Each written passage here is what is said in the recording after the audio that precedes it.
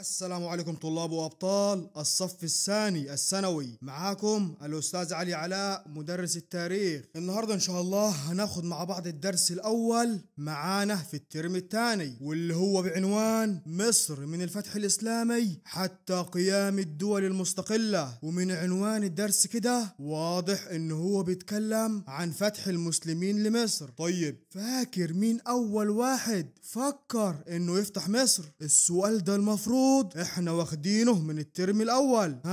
فكر معايا كده. طبعا ممكن تقول سيدنا عمرو بن العاص لانه هو اللي فتح مصر، لكن احب اصدمك واقول لك غلط يا عزيز الطالب. اول واحد فكر يفتح مصر هو سيدنا محمد عليه الصلاة والسلام. لو فاكر في الترم الاول لما قلنا بعد صلح الحديبية في سنة 6 هجرية بدأ سيدنا محمد يبعت رسائل لملوك الدول المجاورة يدعوهم فيها إلى الإسلام، ومن ضمن الرسائل كانت رسالة إلى المقوقس اللي هو حاكم مصر. ده غير إن سيدنا محمد بشر الصحابة رضي الله عنهم بفتح مصر لما قال لهم ستفتحون مصر وهي أرض يسمى فيها القيراط فاستوصوا بأهلها خيرا فإن لها ذمة وصهرا. يبقى أول واحد فكر في فتح مصر هو مين؟ سيدنا محمد عليه الصلاة والسلام عن طريق المراسلات. ولكن الفتح الفعلي لمصر كان في عهد الخليفة أمير المؤمنين عمر بن الخطاب رضي الله عنه. طيب ما تيجي كده ناخد لفة في مصر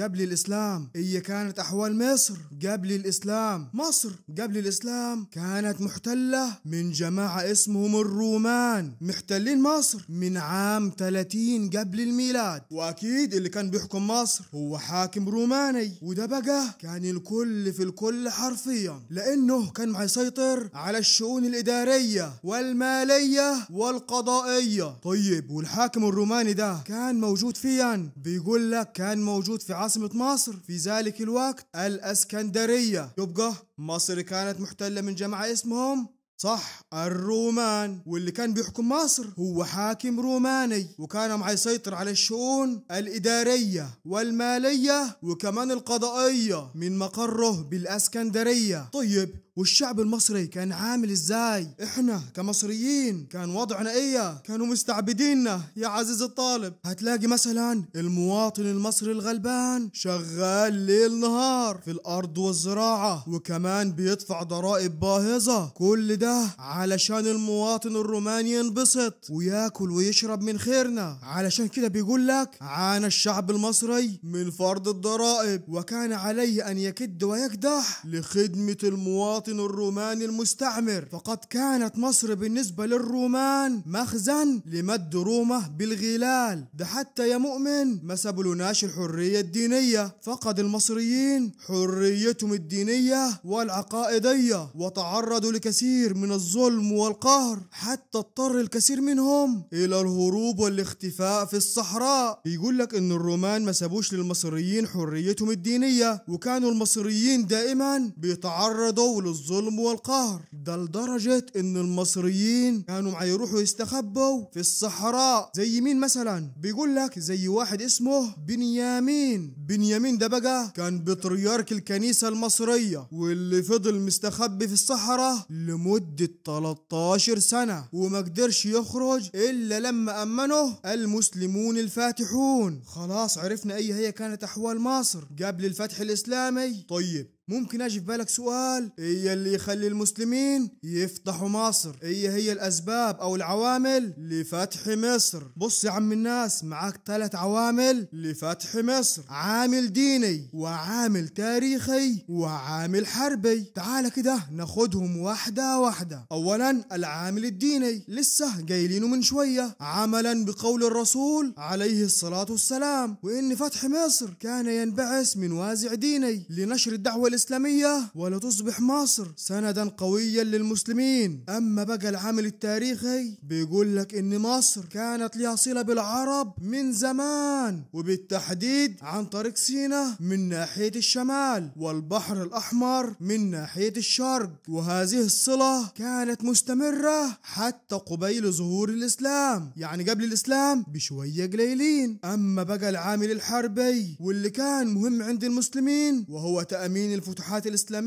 في الشام وفلسطين من ناحية الجنوب الغربي، لأن زي ما أخذنا في الترم الأول إن المسلمين فتحوا الشام وفلسطين، وسيدنا عمر بن الخطاب بنفسه هو اللي راح واستلم مفاتيح بيت المقدس، فبالتالي وجود الروم في مصر كان بيهدد الفتوحات الإسلامية في الشام. ممكن في أي وقت تلاقي الروم هجموا على المسلمين من ناحية مصر واستولوا على الشام مرة تاني. وتاني سبب من أسباب العامل الحربي وهو تأمين المدينة النبوية نفسها مركز الخلافة الإسلامية، لأن المدينة النبوية كانت قريبة من القلزم اللي هو السويس حاليا، فممكن الروم تلقاهم يهجموا على المدينة النبوية علشان يقضوا على المسلمين في مركز الخلافة بتاعتهم. عرفنا خلاص ايه هي العوامل أو الأسباب اللي خلت المسلمين يفتحوا مصر. تعالوا بقى نشوف كيف تم فتح مصر.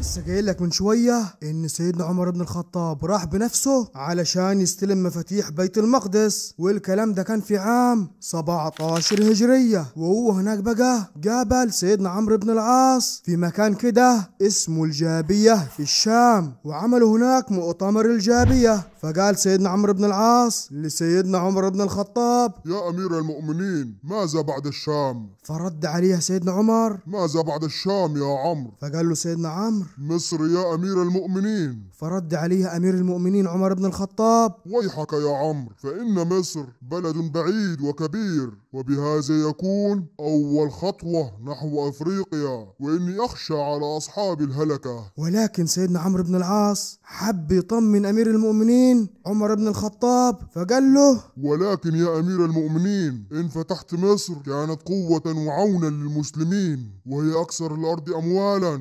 وأعجزها عن القتال والحرب. دعني أفكر يا عمرو. فوافق أمير المؤمنين عمر بن الخطاب رأي سيدنا عمرو بن العاص وأمره بفتح مصر. وتحرك سيدنا عمرو بن العاص من قيصرية في فلسطين ومعه حوالي 4000 جندي مسلم. وأول مكان دخلوا المسلمين في مصر وهو مدينة العريش، وهناك كانت المفاجأة. أول مكان يدخل المسلمين في مصر ما فيهوش أي مواجهة أو حتى قتال، ده بالعكس المصريين فرحوا ورحبوا بفتح المسلمين العرب لمصر علشان يتخلصوا من ظلم وقهر الرومان. وتاني مكان راحوا المسلمين في مصر وهي مدينة الفرمة اللي هي محافظة بورسعيد حاليا. وفي الفرمة بقى كان أول اشتباك بين المسلمين والروم داخل مصر، واستمر سيدنا عمرو بن العاص محاصر الفرمة لمدة شهر، وبعد كده استولى عليها عنوة. وبعد فتح الفرمة كان أمام سيدنا عمرو بن العاص طريقيا علشان يوصل لعاصمة مصر في ذلك الوقت الاسكندرية، يا إما يطلع من ناحية البحر المتوسط لحد ما يوصل لاسكندرية. ولكن الاختيار ده كان صعب لأن ممكن الرومان يبعتوا إمدادات من ناحية البحر المتوسط، وده غير إن العرب المسلمين ما كانش عندهم القدرة على الحروب البحرية. العرب كان عندهم خبرة في الحروب الصحراوية أكتر. فعلشان كده سيدنا عمرو بن العاص فكر إنه ياخد طريق الصحراء الشرقية ويفضل ينزل يستولى على المدن والحصون اللي موجودة في الجنوب، وبعد كده يعدي الاتجاه الثاني من ناحية الدلتا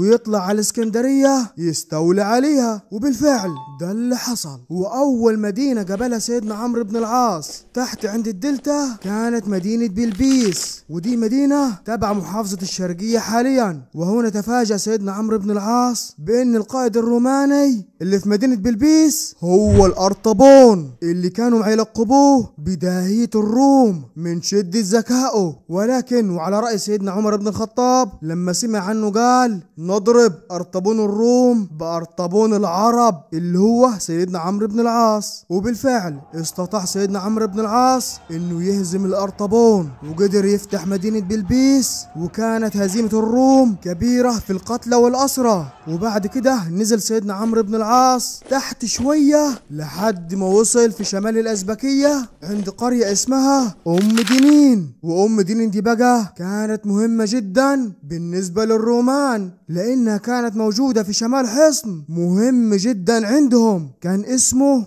حصن بابليون اللي هنروح له كمان شوية. وبالفعل قدر سيدنا عمرو بن العاص يهزم الرومان اللي موجودين في أم دينين، واللي فضل منهم هرب إلى حصن بابليون. وهنا بقى بص سيدنا عمرو بن العاص على 4000 جندي اللي كانوا معاه، لقي إن في عدد كبير منهم اتقتل في الحروب اللي هم شغالين فيها من أول فتح مصر. فبسرعة بعت رسالة لسيدنا عمر بن الخطاب بيطلب فيها المدد. الحقنا يا أمير المؤمنين، ابعت لنا مدد بسرعة، احنا داخلين على حصن من أقوى الحصون عند الرومان اسمه حصن بابليون. وبالفعل سيدنا عمر بن الخطاب بعت لسيدنا عمرو بن العاص 4000 جندي كمان، وبعت له رسالة معاهم يقول له فيها يا عمرو إني أرسلت إليك 4000 جندي، وعلى كل 1000 منهم رجل مقام 1000. يعني 4000 جندي اللي معاك على كل 1000 رجل منهم رجل واحد بقوة 1000 رجل. طيب هم مين يا أمير المؤمنين؟ هما سيدنا الزبير بن العوام والمقداد ابن عمرو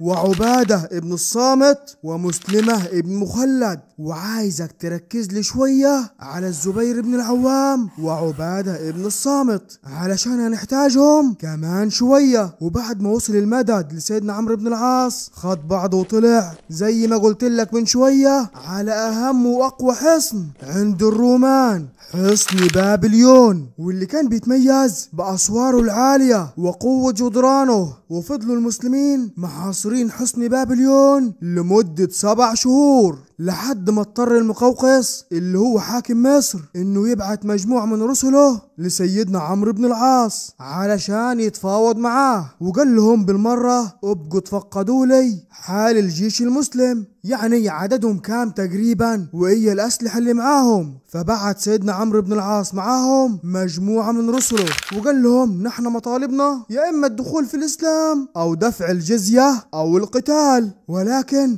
الرد اتأخر من المقوقس، فقام سيدنا عمرو بن العاص بعت مجموعة تاني من رسله وقال لهم المتحدث الرسمي بتاعكم هو عبادة ابن الصامت. مش عبادة ابن الصامت، هو ده اللي بعته أمير المؤمنين عمر بن الخطاب، واللي قال فيه انه من ضمن 4 رجال اللي كل رجل فيهم ب1000. ايوه هو مظبوط. وانا عايزك تتخيل معايا كده شكل سيدنا عبادة ابن الصامت. كان شديد الطول، طويل جدا، وشديد السواد، ومفتول العضلات. فتخيل معايا كده رجل بهذه الصفات داخل على المقوقس حاكم مصر بالظبط كده زي ما توقعت. اول ما دخل عليه سيدنا عبادة اترعب من المنظر بتاعه وطلب ان اي حد غيره يتفاوض معاه. فرد عليه المسلمين وقالوا له إن هذا الأسود أفضلنا رأيا وعلما، وهو سيدنا وخيرنا والمقدم علينا، وإننا نرجع جميعا إلى قوله ورأيه، وقد أمره الأمير دوننا بما أمره به. فأول ما سمع الكلام ده المقوقس اترعب أكتر وطلب إنه يعمل تفاوض في أسرع وقت، حتى اتفقوا في النهاية إنهم هيعملوا صلح بين المسلمين والروم. ومن أهم شروط الصلح إنه يلتزم الأقباط بدفع دينارين على كل رجل بالغ، ويعفى من دفعها الشيوخ والنساء والأطفال. وقالوا لهم كمان إن الأرض بتاعت الروم هتفضل زي ما هي والعرب مش هيتعرضوا ليها. طيب كلام زي الفل، بس هل الكلام ده فعلا هيتنفذ؟ لا يا عزيز الطالب، يا فرحة ما تمت لما أرسل المقوقس حاكم مصر إلى هرقل ملك الروم وقال له على الاتفاق اللي حصل بين المسلمين والروم. هنا بقى غضب هرقل واتهم المقوقس والجنود اللي معاه بالجبن والتخاذل عن الدفاع عن مصر، وأمر قواته من الروم بمواصلة قتال المسلمين. وبعد طول انتظار في محاصرة حصن بابليون اللي زي ما قلت لك من شوية استمر 7 شهور، المسلمين زهقوا ليهم 7 شهور محاصرين الحصن. فطلع الصحابي العظيم اللي قال عليه أمير المؤمنين عمر بن الخطاب إنه رجل ب1000 رجل. سيدنا الزبير بن العوام طلع في حصن بابليون وبدأ بالتكبير، الله أكبر الله أكبر. والتكبير عند المسلمين معناه الاقتحام أو النصر. المسلمين لما يقتحموا مكان كانوا ما يكبروا، أو حتى ينتصروا على جيش برضه كانوا بيكبروا. فالروم ظنوا ان المسلمين اقتحموا الحصن فولوا هاربين، ودخل الزبير واصحابه الى باب الحصن وفتحوه. وهنا بقى دخل المسلمين حصن بابليون واستولوا عليه، وبكده يبقى امام المسلمين اهم مكان في مصر وهي العاصمة الاسكندرية. وبعد عدة معارك داخل مصر وصل الجيش المسلم الى العاصمة الاسكندرية في عام 21 هجرية. وفضل سيدنا عمرو بن العاص محاصر الاسكندرية لمدة 14 شهر، والروم متحصنين في أسوار الاسكندرية وبيدافعوا عنها بكل قوة وبسالة، لأن سقوط العاصمة معناه سقوط الدولة. ولكن داهية العرب عمرو بن العاص وضع خطة عبقرية نفذها جنوده بكل بسالة وشجاعة لحد ما سقطت مدينة الاسكندرية في يد المسلمين وتم عقد صلح الاسكندرية. تعالوا بقى نشوف ايه هي شروط صلح الاسكندرية. كانت شروط صلح الاسكندرية كالتالي: أولا تعقد هدنة لمدة 11 شهر لا يقوم أحد الطرفين بأي عمل حربي ضد الآخر. وثانيا يتم ترحيل الحامية الرومانية اللي في مصر عن طريق البحر، والجنود الرومان يحملوا معاهم متاعهم وأموالهم وهم آمنون. أما بقى الجنود اللي عايزين يرحلوا عن طريق البر مش البحر هيدفعوا جزية مدة شهر، ودي المدة اللي هيكونوا خرجوا فيها من مصر. وثالث حاجة من شروط صلح الاسكندرية ألا يعود الروم إلى مصر مرة أخرى ولا يحاولوا استردادها، وألا يتعرض المسلمين للكنائس بأي سوء، واليهود اللي في الاسكندرية يفضلوا زي ما هم. وآخر شرط من شروط صلح الاسكندرية علشان يضمن المسلمين إن الروم ما يغدروش بيهم أو ينقضوا اتفاق الصلح، قالوا هيبقى في يدنا إحنا المسلمين 150 جندي روماني و50 مدني ضمانا لتنفيذ بنود المعاهدة. وبكده يبقى تم بحمد الله الفتح الإسلامي لمصر. وهنا يظهر تسامح وسلام المسلمين اتجاه المصريين، حيث أمن سيدنا عمرو بن العاص المصريين على عقائدهم وأعراضهم وأموالهم وأولادهم، وكمان ألغى كل أنواع الضرائب اللي فرضها الرومان على المصريين. وكمان بعد جبل بطريرك بنيامين اللي كان هرب من ظلم وبطش الرومان وراح واستخبى في الصحراء لمدة 13 سنة، رجعوا مرة تاني سيدنا عمرو بن العاص وأمن هو والأقباط اللي معاه، وعاد مرة أخرى بنيامين بطريركا على كنيسة الإسكندرية. وبكده يبقى عرف المصريين بعد الفتح كدية المسلمين هم حريصين على التسامح والسلام بين البشر. وبكده برضه يبقى خلصنا الجزء الأول من الدرس الأول، واشوفكم على خير إن شاء الله في الجزء الثاني من الدرس، والسلام عليكم.